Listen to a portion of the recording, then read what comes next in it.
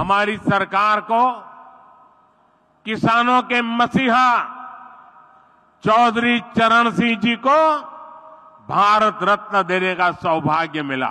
दुर्भाग्य से ये बात कांग्रेस और उसके सहयोगियों को समझ में नहीं आती। जब चौधरी चरण सिंह जी के बारे में संसद में बात हो रही थी तो कैसे कांग्रेस के लोगों ने चौधरी साहब के बारे में बोलना तक मुश्किल कर दिया था। कांग्रेस ने दशकों तक बाबा साहब आंबेडकर को भी भारत रत्न नहीं दिया।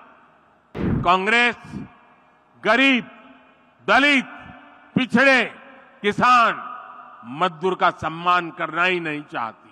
साथियों, अभी कुछ दिन पहले हमारी सरकार को किसानों के मसीहा चौधरी चरण सिंह जी को भारत रत्न देने का सौभाग्य मिला।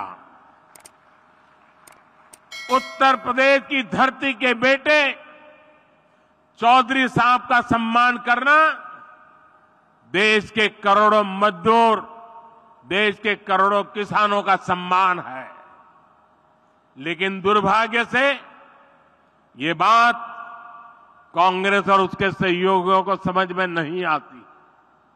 आपने देखा होगा कि जब चौधरी चरण सिंह जी के बारे में संसद में बात हो रही थी तो कैसे कांग्रेस के लोगों ने चौधरी साहब के बारे में बोलना तक मुश्किल कर दिया था। कांग्रेस के लोग भारत रत्न पर एक ही परिवार का हक समझते थे, इसलिए कांग्रेस ने दशकों तक बाबा साहब आंबेडकर को भी भारत रत्न नहीं दिया। ये लोग अपने ही परिवार के लोगों को भारत रत्न देते रहे। दरअसल कांग्रेस गरीब, दलित, पिछड़े, किसान, मजदूर का सम्मान करना ही नहीं चाहती। ये उनकी सोच में नहीं है।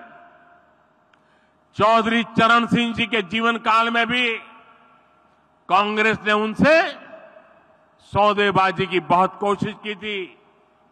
चौधरी साहब ने पीएम की कुर्सी को त्याग दिया पर अपने उसूलों से समझौता नहीं किया। उनको राजनीतिक सौदेबाजी से नफरत थी। लेकिन दुख की बात है कि उनका नाम लेकर राजनीति करने वाले उत्तर प्रदेश के तमाम दलों ने चौधरी साहब की बात को नहीं माना।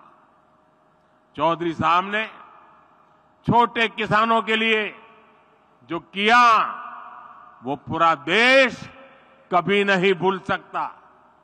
आज चौधरी साहब से प्रेरणा लेकर हम देश के किसानों को निरंतर सशक्त कर रहे हैं।